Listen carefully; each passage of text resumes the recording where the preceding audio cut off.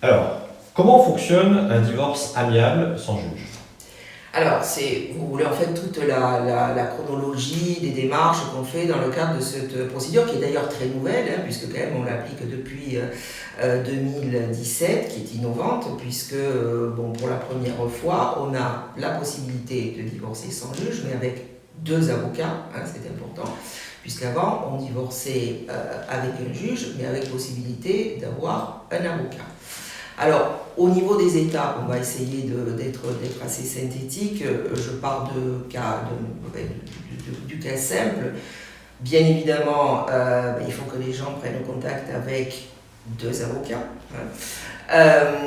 Donc ce premier rendez-vous qu'on a est très important puisque ça permet d'évaluer si véritablement on peut se diriger vers une procédure sans juge, c'est-à-dire s'il y a une véritable volonté de divorcer, donc un accord effectivement avec des perspectives et des possibilités d'accord entre les parties, puisque il peut arriver que dans le cadre de ce premier rendez-vous, on s'aperçoive que c'est pas possible et à ce moment-là, on conseille autre solution aux parties. Alors, si c'est possible, le but c'est donc avec des avocats qui travaillent ensemble, de rédiger une convention sous scelle privée qui va être signée par les parties, qui va être contresignée par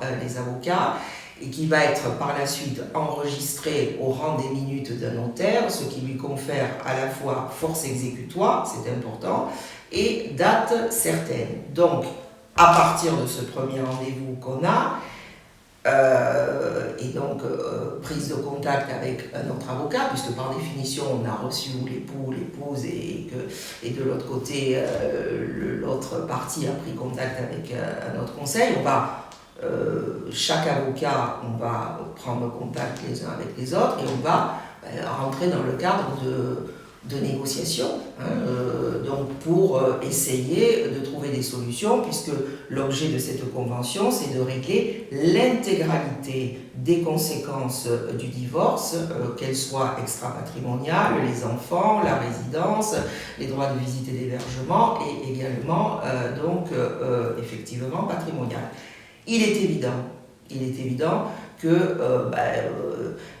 la longueur de ces négociations va différer selon la situation qui nous est soumise. C'est-à-dire que si on a des gens qui ont 6 mois de mariage, pas d'enfants, pas de biens, tout ça va aller très vite. Si on a 20 ans de mariage, une épouse qui n'a jamais travaillé, un époux chirurgien et des enfants qui font des études supérieures, il y a un certain nombre de problèmes à régler. Voilà. Donc c'est vrai que cette phase en fait de négociation entre les avocats, en concert avec leurs clients, elle va quand même être plus ou moins longue et pas toujours d'ailleurs porteuse. Il se peut qu'au bout d'un certain temps, on s'aperçoive qu'il ne va pas y avoir possibilité d'accord, et à ce moment-là, on trouvera une solution. Si il y a des accords, ils sont concrétisés dans effectivement cette convention, signée par les parties. Au préalable, il y a un projet en fait, qui est élaboré, qui est adressé sous pli recommandé aux parties, qui ont un délai de réflexion obligatoire de 15 jours. Au-delà du délai de réflexion de 15 jours,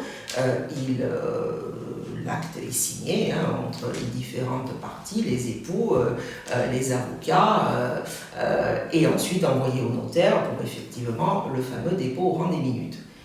Je ne sais pas si je suis trop longue, mais là j'ai fait un cas qui ne prévoit pas une possibilité, ou plus exactement une problématique, c'est éventuellement l'intervention d'un notaire s'il y a des biens et une liquidation du régime matrimonial à effectuer.